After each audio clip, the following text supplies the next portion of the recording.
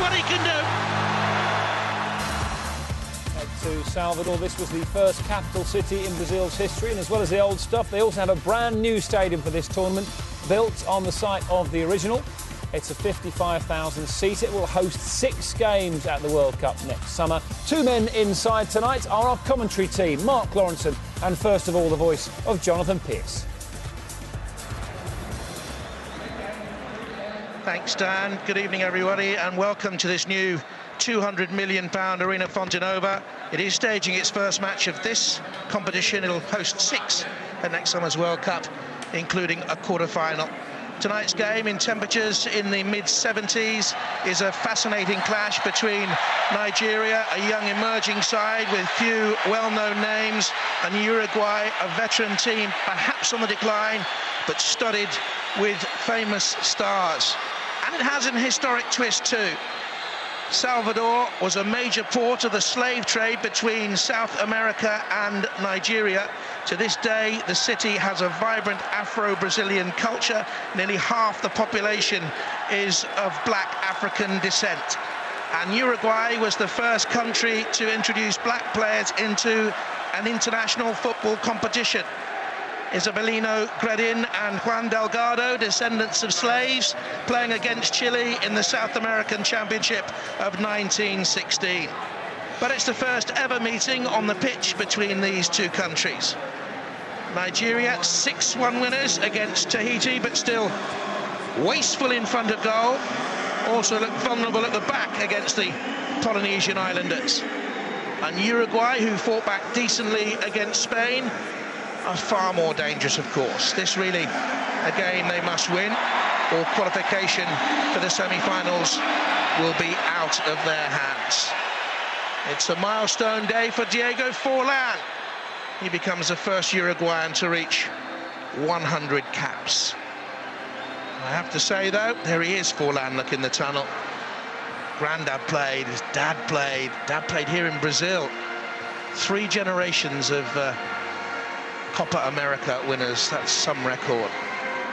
That's to say, though, we have to say that the crowd is sparse, probably the lowest we've seen in this tournament so far, as the Dutch referee leads them out. Nigeria criticised by their coach for their sloppy attitude in front of goal, and they gave a goal away to Tahiti, but that man, of course, was in devastating form with a hat-trick. Nandi Ojuamadi, now been recalled, as we've heard it from the studio boys, from Varese, where he was on loan, back to Milan. All eyes will be on him, I guess, the scorer of the opening round hat-trick. And so we come to the anthems.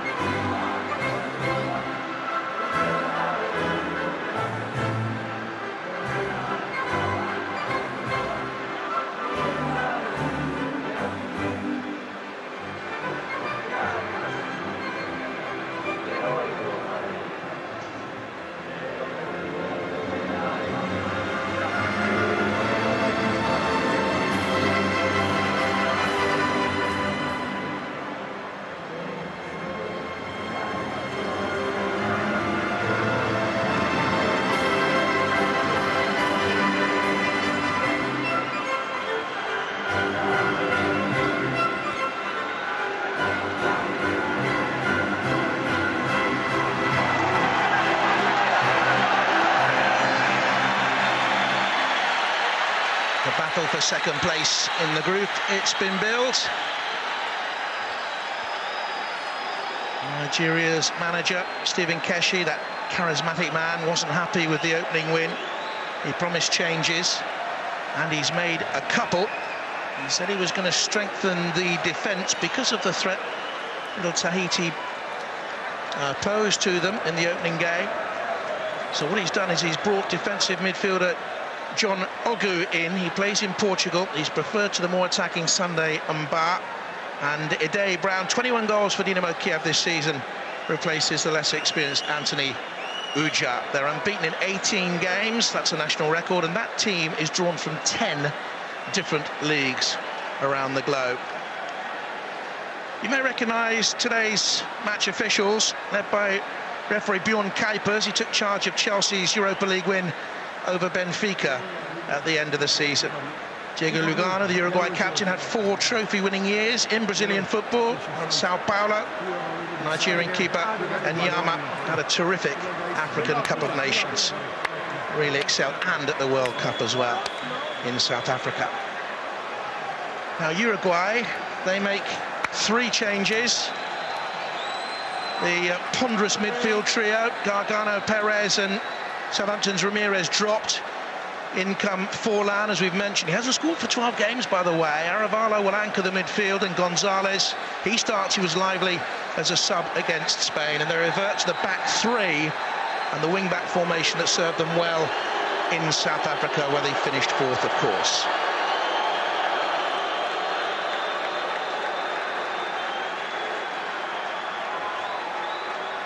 Nigeria go into a huddle.